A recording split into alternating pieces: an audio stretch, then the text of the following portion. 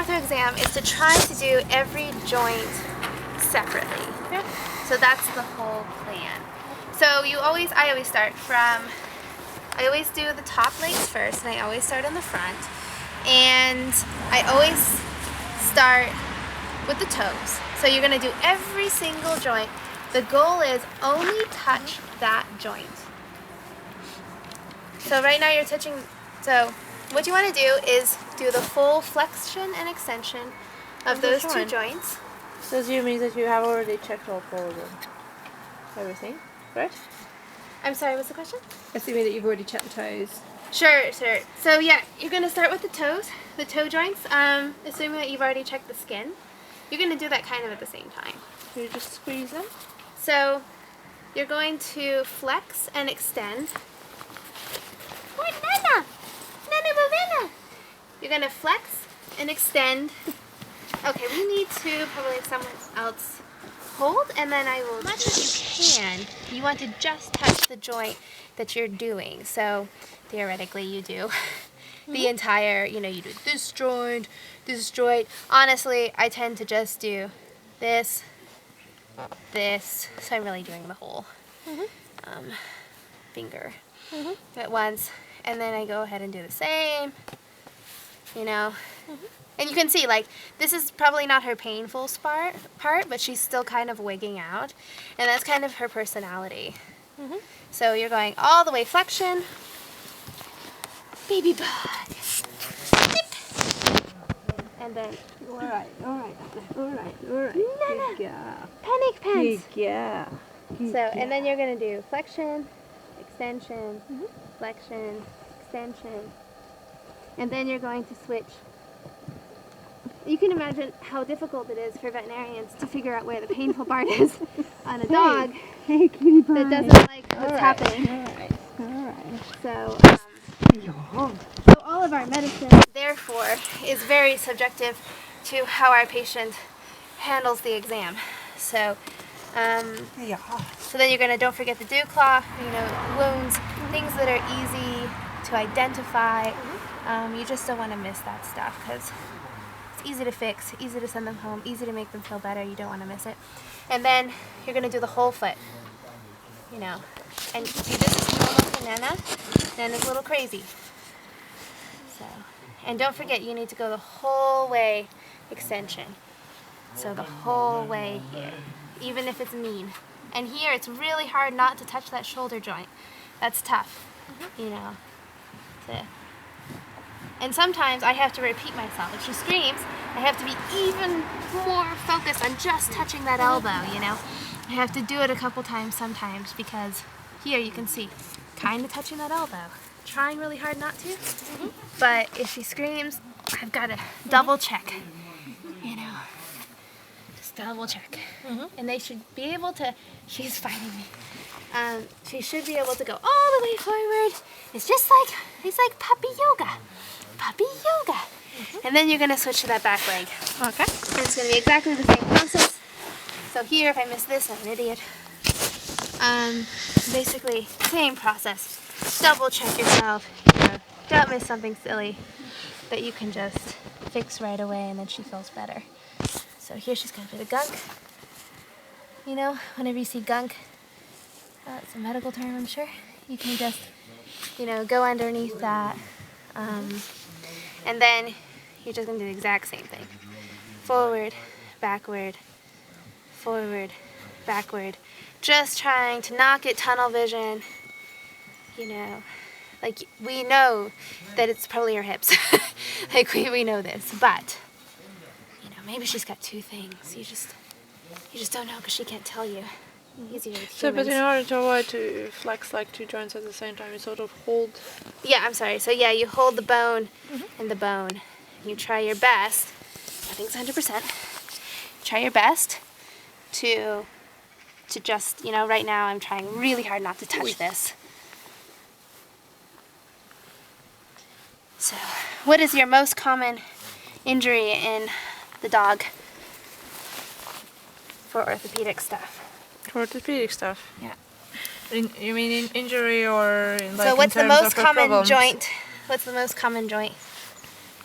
Oh, it's okay. So let me just pay attention real Hips quick. or elbows? Nope. Close. Number 2 and 3. And there's a third one. Is the problem in with the knee? The knee is number 1. The knee is number 1. Unless you're doing an old dog, they probably all have hips. I thought the knees were sort of a problem for the small dogs with their... Well, it's uncomfortable for her. Okay, so we switch? Or she can have a break. Poor little bug. Poor little bug. Start. Which leg are you going to start with? There's a front leg. Good job. Because we think it's the hip. So you always start with whatever's not painful. Hold the head. And then...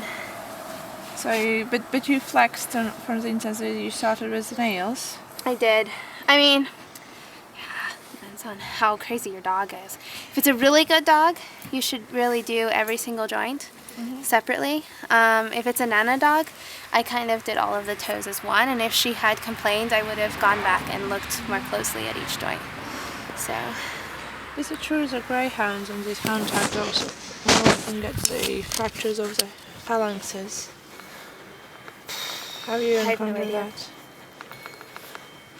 But they would have a high hit rate, wouldn't they, onto a hard surface? So I mean, from that perspective, it would make sense. probably more than any other pet. Yeah. Okay, no. So then do the whole foot. Very nice. Try really hard not to touch that wrist. Just don't touch the wrist. And do dogs effectively get shin splints like humans as well? If they Yeah, run I on think hard so. surfaces. I mean, horses That's pretty do. painful. So I'm sure dogs do. The problem is most of my knowledge for races is going to be horses. So, but yeah, I assume so. So all the way flexion. You're touching that elbow a little bit. I know it's really, really hard. The other thing you're going to have to watch is your holder. Like if you're doing the good side, quote unquote, and then I move her, if I'm holding and I move her hip and she screams, I've just screwed up your test. Everyone wonder if, for instance, if you check the wrist. Don't you want to do out and in movement? Yeah, I'm sorry. just So wanted- also you can just twist. what I wanted to ask. So, for instance, Yeah, the you wrist can is twist back and forth.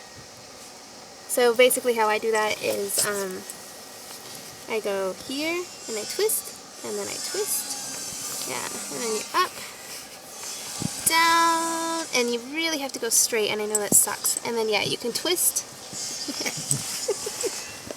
And twist. Oi, Nana, you're gonna have some treats after this. And the carpal stuff is common. Carpal and tarsal. So, but you sort of twist, you don't move. You sort of. I twist. There's probably other ways to do it, but I just twist. I think it would be really uncomfortable to me. I mean, that hurts me and I don't have injuries. Not that bad. The other thing that can be common in tropical areas is they can have actually bone lesions from a parasite. Or in young dogs, they can also have panelciitis. So whenever you're doing that, you're also feeling the bone, as you go up. Just That press is down on the one bone. thing I looked up when we asked those whimpers. I said that you should press. Yeah, also because- on both sides. What else to could you the- find in that if it was an old dog? I'm sorry. What else could you be looking for in an old dog? Crunchiness for arthritis type stuff. You On the bone?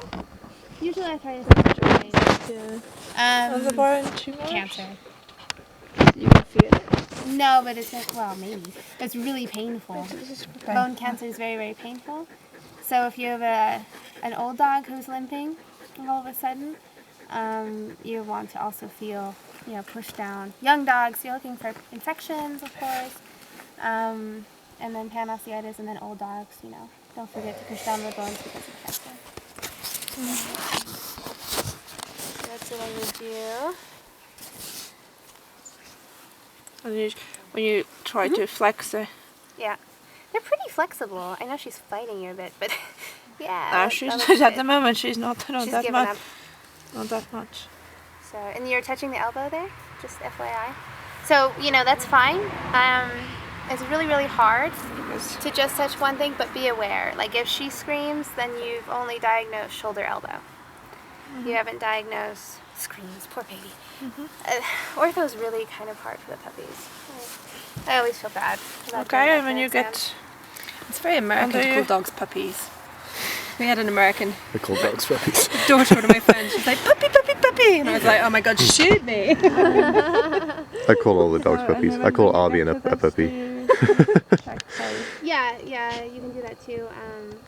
I don't see too many problems with that. I see the labs and hips. You're gonna really want to open that hip Oh yeah, up. you actually can open them. It sounds like us. But certainly you can do that. That's a really Okay. good stuff. And So wait, so flexion and just torsion. for the what? Flexion and torsion. Torsion is flexion. twisting. Flexion is this, and torsion. Don't Okay. be super mean to Nana. And add sort of what's the difference between add and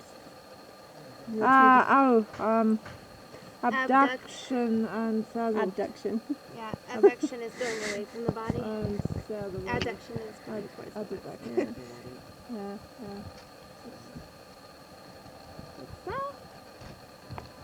So do you think she has a lesion in her front leg? Well, I haven't done the full check yet. That's a good answer. Don't let people box you into making an answer if you don't know. Owners will do it to you all the time. For instance, when you check the foreleg, do you go all the way up to scapula too? answer. Yeah. So, what is it? What is it? What is it? It's very difficult. Yeah, but you're the same, and your pet, and you bring it Sausage! to No, vets, no. and you're pretty much the same. No. I hate all the All right. treats. So, Okay, let's go. go to the back leg. Okay. Back leg for Nana.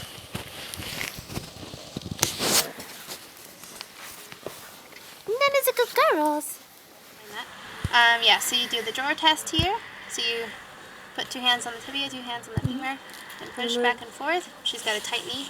Looks good. And then you can do a tibial thrust. And basically, you're trying to push her knee up. And she's also has a tight knee, so that's nice. So tibial thrust is like sort of just twice. So yeah, you have one finger on her patellar ligament all the way down from there. With a And CCL, on the other hand- you'll feel a movement. Yeah. And a tight you would knee in a- means that there's no extra movements that aren't there before that. And jaw movement. So the drawer movement, you've got you feel this bump here, this bump here, that bump there, and then you're pushing back and forth. So a weak knee or a loose knee will go like this. It's not 100%. Tensed on that.